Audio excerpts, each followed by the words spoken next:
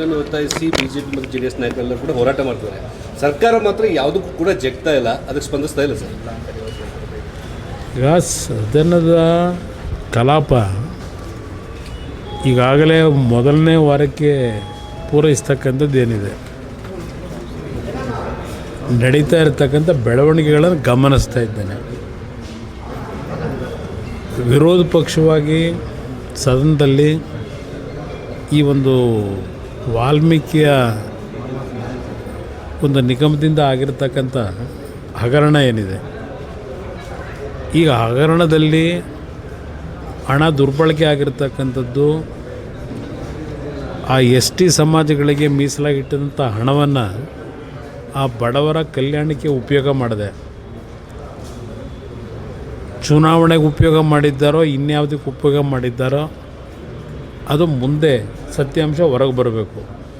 ಇನ್ನೂ ತನಿಖೆ ಹಂತದಲ್ಲಿ ಇದ್ದಾವೆ. ಅದ್ರ ಜೊತೆಗೆ ಅಲ್ಲಿ ಕೆಲಸ ಮಾಡ್ತಿದ್ದ ಒಬ್ಬ ಉದ್ಯೋಗಿ ಆತ್ಮಹತ್ಯೆಗೆ ಶರಣಾದಂಥದ್ದು ಚಂದ್ರಶೇಖರು, ಬಹುಶಃ ಆ ಆತ್ಮಹತ್ಯೆ ಪ್ರಕರಣ ಆಗದೆ ಹೋಗಿದ್ದರೆ ಈ ವಿಷಯ ಇಲ್ಲೇ ಮುಚ್ಚಾಕ್ಬಿಡ್ತಿದ್ರು, ಇದು ಹೊರಗೆ ಬರ್ತಿರಲಿಲ್ಲ. ಈ ಒಂದು ಒಬ್ಬ ವ್ಯಕ್ತಿಯ ಒಂದು ಆತ್ಮಹತ್ಯೆ ಏನಿದೆ, ಆ ಕುಟುಂಬದ ಪರಿಸ್ಥಿತಿ ಏನಾಗಿದೆ ಗೊತ್ತಿಲ್ಲ ನನಗೆ. ಈ ರೀತಿಯ ಒಂದು ಸನ್ನಿವೇಶದಲ್ಲಿ ಹಿಂದೆ ರಾಜೀನಾಮೆ ಪಡೆದು, ಹೀಗಾಗಿದೆ ರಾಜೀನಾಮೆ ಪಡೆಯೋದು ಯಾಕೆ ಪಡೆದ್ರು? ಪಡೆದ ನಂತರ ಈಗ ಪುನಃ ಮತ್ತೆ ಹೊಸದಾಗಿ ಮಂತ್ರಿಮಂಡಲಕ್ಕೆ ತೆಗೆದುಕೊಳ್ತಕ್ಕಂಥದ್ದು ಏನಿದೆ, ಇದು ಯಾವ ಉದ್ದೇಶಕ್ಕೆ ತೆಗೆದುಕೊಂಡಿದ್ದಾರೆ? ಈ ಹಿನ್ನೆಲೆಯಲ್ಲಿ ಇವತ್ತು ಏನು ರಾಜೀನಾಮೆ ಕೊಡಬೇಕು ಅಂತಕ್ಕಂಥದ್ದೇನಿದೆ ವಿರೋಧ ಪಕ್ಷಗಳು, ಆಗಿದ್ದರೆ ಕೇಂದ್ರದಲ್ಲಿ ಈಗ ಕಾಂಗ್ರೆಸ್ ನಾಯಕರುಗಳು ಏನು ಇವತ್ತೇನು ಧರಣಿ ಮಾಡಲಿಕ್ಕೆ ಹೊರಟ್ರಲ್ಲ, ಲೋಕಸಭೆಯಲ್ಲಿ 4 ವಾರವೂ ನಡೀಲೇ ಇಲ್ಲ, ಸದನ ನಡೀಲೇ ಇಲ್ಲ.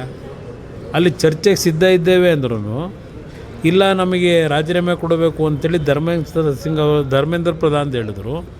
ಧರ್ಮೇಂದ್ರ ಪ್ರಧಾನ್ ರಾಜೀನಾಮೆ ಆದಮೇಲೂ ಸದನ ನಡೆಯಕ್ಕೆ ಬಿಡಲಿಲ್ಲ. ಮತ್ತು ಅಮಿತ್ ಶಾ ಅವ್ರ ಮೇಲೆ ಶುರು ಮಾಡಿದ್ರು. ಅಮಿತ್ ಶಾ ಅವ್ರು ಉತ್ತರ ಕೊಡ್ತೀನಿ ಅಂತಂದ್ರೆ ನಮ್ಗೆ ಉತ್ತರ ಬೇಕಿಲ್ಲ, ನಮಗೆ ಬೇರೆ ಬೇರೆ ರೀತಿಯ ಕಾರಣಗಳನ್ನು ಕೊಟ್ಕೊಂಡು ಉತ್ತರ ತೆಗೆದುಕೊಳ್ತಕ್ಕಂಥದ್ದು ಸಿದ್ಧವಾಗಲಿಲ್ಲ. ಇದು ನಡ್ಕೊಂಬಂದಿರ್ತಕ್ಕಂಥದ್ದೇನಿದೆ.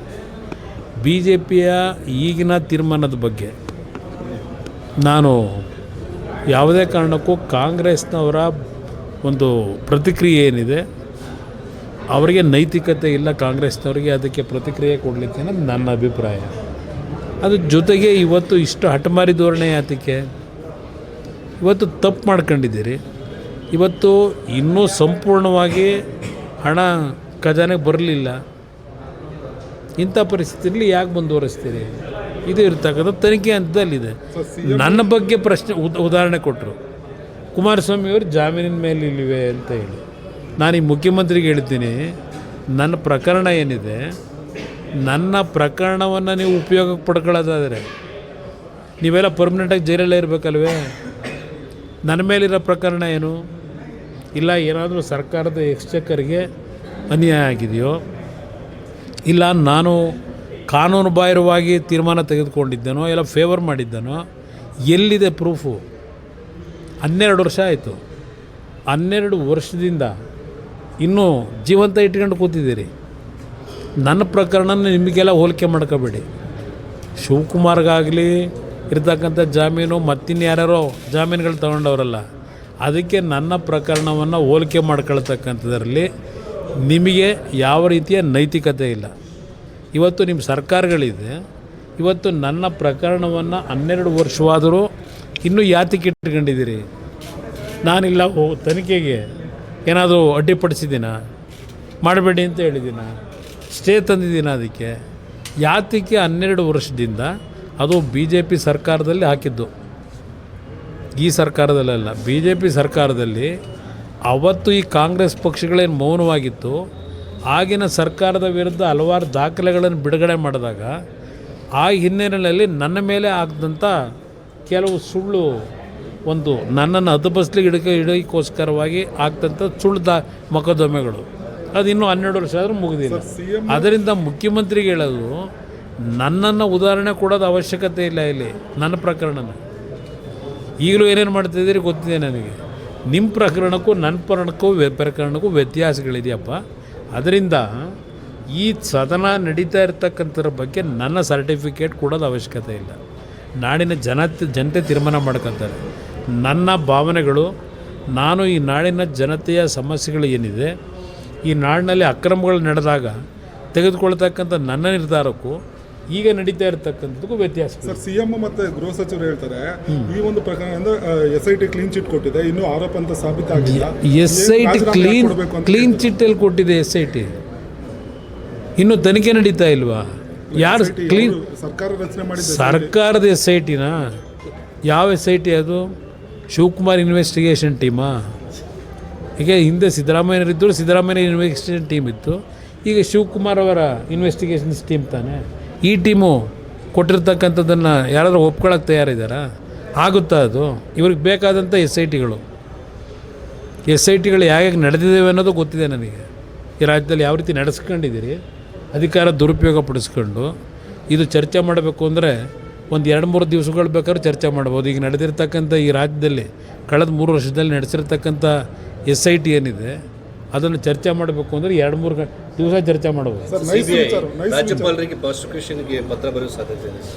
ಯಾವುದಕ್ಕೆ? ನಾಗೇಂದ್ರ ವಿಚಾರದಲ್ಲಿ ನೋಡೋಣ, ಅದು ಏನೇನಾಗುತ್ತೆ ಪ್ರಕರಣ ನೋಡೋಣಂತೆ ಮುಂದೆ. ನೈಸ್ ವಿಚಾರವಾಗಿ ಸಾಕಷ್ಟು ಗೊಂದಲಗಳಾಗ್ತದೆ. ಅಲ್ಲೋಗಿ ಜನರು ಕೇಳಿ ಗೊಂದಲ ಇಲ್ಲ. ನಾನು ಕರ್ನಾಟಕ ರಾಜ್ಯದ ಜನತೆಗೆ ಕೈ ಜೋಡಿಸಿ ಮನವಿ ಮಾಡ್ತಕ್ಕಂಥದ್ದು. ಹೈಕೋರ್ಟ್ ಆರ್ಡರ್ ಮಾಡಿದೆ. ಈ ಸರ್ಕಾರ, ಹೈಕೋರ್ಟ್ ಏನು ಆದೇಶ ಮಾಡಿದೆ ಹೇಳಿ? ಹೈಕೋರ್ಟು ಆದೇಶ ಮಾಡೋದಲ್ಲ, ಹೈಕೋರ್ಟ್ ಆದೇಶ ಮಾಡಲ್ಲ. ರಾಜ್ಯ ಸರ್ಕಾರ ತೀರ್ಮಾನ ತೆಗೆದುಕೋಬೇಕು. ರಾಜ್ಯ ಸರ್ಕಾರ ನಡ್ಕೊಂಡಂಥ ರೀತಿ ಏನಿದೆ, ಮೊದಲನೇ ಸಿಂಗಲ್ ಜಡ್ಜ್ ಏನು ಕೊಟ್ಟಿದ್ದಾರೆ, ಜಡ್ಜ್ಮೆಂಟು ಕೊಟ್ಟ ದಿವಸಲೇ ತೀರ್ಮಾನ ಮಾಡಬೇಕಾಗಿತ್ತು. ನಾಡಿನ ಜನತೆಗೆ ಹೇಳ್ತೇನೆ, ಇವತ್ತು ಇಲ್ಲೀಗಲ್ಲಾಗಿ ಟೋಲ್ ಕಲೆಕ್ಷನ್ ಆಗ್ತಾಯಿದೆ ಅಂತಕ್ಕಂಥದ್ದು ಕೋರ್ಟ್ನಲ್ಲಿ ಕೊಟ್ಟಿರ್ತಕ್ಕಂಥ ಫೈಂಡಿಂಗ್ಸು. ಫ್ರೇಮ್ವರ್ಕ್ ಅಗ್ರಿಮೆಂಟನ್ನು ಉಲ್ಲಂಘನೆ ಮಾಡಿ ಇವತ್ತು ಸರ್ಕಾರದ ಅನುಮತಿಗಳಿಲ್ಲದೆ ಬೇಕಾದಂಥ ಸಮಯದಲ್ಲಿ 7-8 ಬಾರಿ ದರವನ್ನು ಏರಿಕೆ ಮಾಡಿ ಬೆಂಗಳೂರಿನ ನಾಗರಿಕರ ಮೇಲೆ, ಪ್ರಯಾಣಿಕರ ಮೇಲೆ ಏರಿಕೆ ಮಾಡಿದ್ದಾರೆ. ಇದು ಹೈಕೋರ್ಟ್ನಲ್ಲಿ ಸಿಂಗಲ್ ಬೆಂಚು, ಡಬಲ್ ಬೆಂಚ್ನಲ್ಲಿ ಕೊಟ್ಟಿರ್ತಕ್ಕಂಥ ಆದೇಶ. ಈ ಹಿನ್ನೆಲೆಯಲ್ಲಿ ನಾಡಿನ ಜನತೆಗೆ ಸರ್ಕಾರ ಯಾವಾಗ ಈ ಒಂದು ತೀರ್ಪು ಬಂದ ನಂತರವೂ ಜಾಣ ಮೌನಕ್ಕೆ ಒಳಗಾಗಿದ್ದಾರೆ, ಯಾತಕ್ಕೆ ಮೌನದಲ್ಲಿದ್ದಾರೆ? 1 ತಿಂಗಳಾಯ್ತಾ ಬಂತು, ಯಾತಕ್ಕೆ ತೀರ್ಮಾನ ಮಾಡಲಿಲ್ಲ? ಅವ್ರಿಗೂ ಇವ್ರಿಗೂ ಸಂಬಂಧ ಏನು? ನೈಸ್ ಕಂಪ್ನಿಗೂ ಸರ್ಕಾರಕ್ಕೂ ಇರೋ ಸಂಬಂಧ ಏನು? ಈ ರಾಜ್ಯದಲ್ಲಿ ಮುಖ್ಯಮಂತ್ರಿಯಾಗಿ ಕೆಲಸ ನಿರ್ವಹಣೆ ಯಾರು ಮಾಡ್ತಾ ಇದ್ದಾರೆ? ಸರ್ಕಾರ ಯಾರು ನಡೆಸ್ತಾ ಇದ್ದಾರೆ? ಅಲ್ಲಿಗೆ ನೈಸ್ ಕಂಪ್ನಿಯ ಮಾಲೀಕ ನಡೆಸ್ತಾ ಇದ್ದಾನೋ ಸರ್ಕಾರನ? ಇವತ್ತು ಶಿವಕುಮಾರ್ ಮುಖ್ಯಮಂತ್ರಿಯಾಗಿ ಕೆಲಸ ಮಾಡ್ತಾ ಇದ್ದಾರೋ? ಇದನ್ನು ನಾನು ಕೇಳಲಿಕ್ಕೆ ಬಯಸ್ತೀನಿ. ಅದರಿಂದ ನಾನು ನಾಡಿನ ಜನತೆಗೆ ಹೇಳ್ತಾ ಇರೋದು, ಕೋರ್ಟ್ ಕೊಟ್ಟಿರ್ತಕ್ಕಂಥ ತೀರ್ಮಾನ ಇದು ಫ್ರೇಮ್ವರ್ಕ್ ಅಗ್ರಿಮೆಂಟನ್ನು ಉಲ್ಲಂಘನೆ ಮಾಡಿ ಹಣ ಸಂಗ್ರಹ ಮಾಡಿ ಕೋಟ್ಯಾಂತರ ರೂಪಾಯಿ ಮಾಡಿದ್ದಾರೆ. 2,000 ಕೋಟಿ ಹತ್ತತ್ರ ಹಣ ಸಂಗ್ರಹ ಆಗಿದೆ. ಇದು ಆ ರಸ್ತೆಯಲ್ಲಿ ಓಡಾಡ್ತಕ್ಕಂಥ ಜನರ ಕಿಸೆಯಲ್ಲಿ ದರೋಡೆ ಮಾಡ್ತಿರ್ತಕ್ಕಂಥದ್ದು ಇದು ನೈಸ್ ಕಂಪನಿ.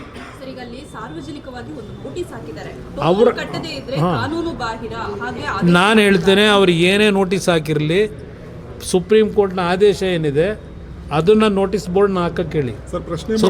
ಸುಪ್ರೀಂ ಈಗ ನಾನು ನಾಡಿನ ಜನತೆಗೆ ಹೇಳ್ತಕ್ಕಂಥದ್ದು, ಸುಪ್ರೀಂ ಕೋರ್ಟ್ ಆದೇಶ ಏನಿದೆ ಆ ಆದೇಶ ತೆರವುಗೊಳಿಸ್ತೇ ಇರೋವರೆಗೆ ನೀವು ಕಟ್ಟಲೇಬೇಡಿ. ಇವತ್ತು ಸರ್ಕಾರದ ಜವಾಬ್ದಾರಿ ಇದೆ. ಇವತ್ತು ಸರ್ಕಾರ ಇಮ್ಮಿಡಿಯೇಟಾಗಿ ಇವತ್ತು ಆ ಟೋಲ್ನ ಕಲೆಕ್ಷನ್ ಮಾಡ್ತಿರೋದನ್ನು ನಿಲ್ಲಿಸಬೇಕಾಗಿತ್ತು. 2016 ಇದೇ ಸದನ ಸಮಿತಿಯ ಅಧ್ಯಕ್ಷರಾಗಿ ಜಯಚಂದ್ರ ಅವರು ಕೊಟ್ಟಿರ್ತಕ್ಕಂಥ ವರದಿ 2016, 10 ವರ್ಷ ಆಯಿತು. ಈ ಸರ್ಕಾರಗಳು ಇವತ್ತು ಸಹ ಆ ವರದಿಯನ್ನು ಅನುಷ್ಠಾನಕ್ಕೆ ತರಲಿಲ್ಲ. ಅವತ್ತು ಹೇಳಿದ್ದಾರೆ ತಕ್ಷಣ ನಿಲ್ಲಿಸಬೇಕು ಅಂತ ಹೇಳಿ. ಸದನ ಸಮಿತಿ ಜಯಚಂದ್ರ ಅವರ ಅಧ್ಯಕ್ಷರಲ್ಲಿ ಕೊಟ್ಟಿರ್ತಕ್ಕಂಥ ವರದಿ. ಯಾತಕ್ಕೆ ನೀವು ಟೋಲ್ ಕಲೆಕ್ಷನಿಗೆ ಪರ್ಮಿಷನ್ ಇನ್ನೂ ಕೊಟ್ಟಿದ್ದೀರಿ? ಯಾವ ಆಧಾರದ ಮೇಲೆ ಕೊಟ್ಟಿದ್ದೀರಿ? ಅದು ಅಕ್ರಮವಾಗಿ ಅವನು ದುಡ್ಡು ಕಲೆಕ್ಟ್ ಮಾಡ್ತಾ ಇದ್ದಾನೋ ಆ ಕಂಪ್ನಿಯವನು, ಇಲ್ಲ ಇವತ್ತು ಲೀಗಲಾಗಿ ಮಾಡ್ತಾ ಇದ್ದಾನೋ, ಸಕ್ರಮವಾಗಿ ಮಾಡ್ತಾ ಇದ್ದಾನೋ? ಅದಕ್ಕೆ ನಾಡಿನ ಜನತೆಗೆ ಯಾರೂ ಹೆದರಬೇಕಾಗಿಲ್ಲ. ಯಾವುದೇ ರೀತಿಯಲ್ಲಿ ಇವತ್ತು ಆ ಟೋಲ್ ಕಲೆಕ್ಷನ್ ಮಾಡ್ತಕ್ಕಂಥದ್ದಕ್ಕೆ ಇವತ್ತು ಫ್ರೇಮ್ವರ್ಕ್ ಅಗ್ರಿಮೆಂಟ್ನ ಏನು ಜಾರಿಗೆ ತರಲಿಲ್ಲ. ಸರ್ಕಾರದ ಅಧಿಕಾರಿ ಪ್ರಿನ್ಸಿಪಲ್ ಸೆಕ್ರೆಟರಿ ಕೋರ್ಟ್ ಮುಂದೆ ಹೇಳ್ತಾರೆ 111 ಕಿಲೋಮೀಟ್ರಿಗೆ ಇವತ್ತು ಕೇವಲ 5 ಕಿಲೋಮೀಟ್ರ್ ರಸ್ತೆ ಕೆಲಸ ಮಾಡಿದ್ದಾನೆ ಅಂತ ಹೇಳಿ ಫ್ರೇಮ್ವರ್ಕ್ ಅಗ್ರಿಮೆಂಟ್ನಲ್ಲಿರೋದು 111 ಕಿಲೋಮೀಟ್ರ್ ರಸ್ತೆ ಮಾಡಿ 5 ಟೌನ್ಶಿಪ್ಗಳ ರಚನೆ ಆಗೋವರೆಗೆ ದುಡ್ಡು ಕಲೆಕ್ಟ್ ಮಾಡೋಂಗಿಲ್ಲ.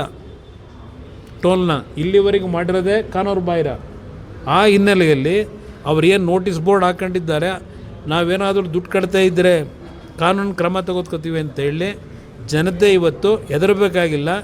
ಈಗಲೂ ಸಹ ಹೇಳ್ತೇನೆ, ಈ ಸರ್ಕಾರ ಅವ್ರ ಜೊತೆ ಏನು ಶಾಮೀಲಾಗಿದ್ದಾರೆ, ಸರ್ಕಾರದ ಜವಾಬ್ದಾರಿ ನಿರ್ವಹಣೆ ಮಾಡ್ತಕ್ಕಂಥದ್ರಲ್ಲಿ ಈ ಸರ್ಕಾರ ಜವಾಬ್ದಾರಿ ನಿರ್ವಹಣೆ ಮಾಡ್ತಾ ಇಲ್ಲ. ಆ ಹಿನ್ನೆಲೆಯಲ್ಲಿ ನಾಡಿನ ಜನತೆ ಆ ರಸ್ತೆಯಲ್ಲಿ ಓಡಾಡ್ತಕ್ಕಂಥವ್ರು ನೀವು ಕಾನೂನನ್ನ ಕೈಗೆತ್ಕೋಬೇಕು ಅಂತಕ್ಕಂಥದ್ದನ್ನು ಮನವಿ ಮಾಡಿ. ಪ್ರಶ್ನೆ ಮಾಡಿದ್ರೆ FIR ಮಾಡಿಸೋದು ಸರ್. ಯಾವ FIR ಮಾಡಿದ್ರೂ ಹೆದರಬೇಕಾಗಿಲ್ಲ. ಯಾರು ಜನರಿಗಿಂತ ಆ ಕಂಪ್ನಿ ದೊಡ್ಡದಲ್ಲ, ಜನರಿಗಿಂತ ಸರ್ಕಾರ ದೊಡ್ಡದಲ್ಲ. ಇವತ್ತು ಪೊಲೀಸ್ ಇಲಾಖೆ ಇರೋದು ಕಾನೂನು ಬಾಹಿರ ಚಟುವಟಿಕೆ ನಡೆಸ್ತಕ್ಕಂಥದ್ದನ್ನು ನಿಲ್ಲಿಸಬೇಕು. ಇವತ್ತು ಈ ಸರ್ಕಾರಕ್ಕೆ ಕೇಳ್ತೀನಿ, ಕೋರ್ಟ್ ಆದೇಶಗಳು ಅಂತ ಹೇಳಿ ರಸ್ತೆಯಲ್ಲಿ ಬೀದಿ ಬದಿ ವ್ಯಾಪಾರಿಗಳಿದ್ದಾರಲ್ಲ, ಸುಪ್ರೀಂ ಕೋರ್ಟ್ ಆದೇಶ ಅಂತೇಳಿ ಬೆಂಗಳೂರು ನಗರದಲ್ಲಿ ಅಷ್ಟೇ ಅಲ್ಲ, ಇಡೀ ರಾಜ್ಯದ ಹಲವಾರು ತಾಲೂಕು ಕೇಂದ್ರಗಳಲ್ಲಿ ಇವತ್ತು ಬೀದಿ ಬದಿನಲ್ಲಿ ವ್ಯಾಪಾರ ಮಾಡ್ತಕ್ಕಂಥ ಕಷ್ಟಪಟ್ಟು ಜೀವನ ಮಾಡ್ತಕ್ಕಂಥದ್ದು ಇಲ್ಲಿ ಹಗಲು ದರೋಡೆ ನಡೀತಾ ಇದೆ. ಕಾನೂನು ಬಾಹಿರವಾಗಿ ಅಕ್ರಮವಾಗಿ ದುಡ್ಡು ಸಂಪಾದನೆ ಮಾಡ್ತಾ ಇದ್ದಾರೆ. ಅದರ ಬಗ್ಗೆ ಈ ಸರ್ಕಾರಕ್ಕೆ ನಿಲ್ಲಿಸ್ತಕ್ಕಂಥ ಯೋಗ್ಯತೆ ಇಲ್ಲ.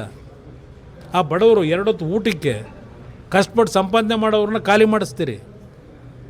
ಇದರ ವಿರುದ್ಧವೇ ನಾನು ನಾಡಿನ ಜನತೆಗೆ, ಆ ರಸ್ತೆಯಲ್ಲಿ ಹೋಗ್ತಾ ಇರ್ತಕ್ಕಂಥ ನಮ್ಮ ಯುವಕರಿಗೆ ಪ್ರತಿಯೊಬ್ಬರಿಗೂ ಹೇಳ್ತಾ ಇರ್ತಕ್ಕಂಥದ್ದು, ಯಾವುದೇ ಕಾರಣಕ್ಕೂ ಈ ಸರ್ಕಾರ ಹಗಲು ದರೋಡೆ ಮಾಡಲಿಕ್ಕೆ ರಕ್ಷಣೆಯನ್ನು ಕೊಡ್ತಾ ಇದೆ.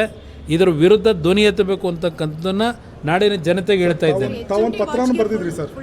ಅಲ್ಲ, ಪತ್ರ ಬರೆದಿದ್ರಿ, ಅದಕ್ಕೇನಾದರೂ ಉತ್ತರ ಪತ್ರ ಬರೆದಿದ್ದಕ್ಕೆ ಇವತ್ತಿನವರೆಗೂ ಈ ಸರ್ಕಾರದಿಂದ ಉತ್ತರ ಇಲ್ಲ.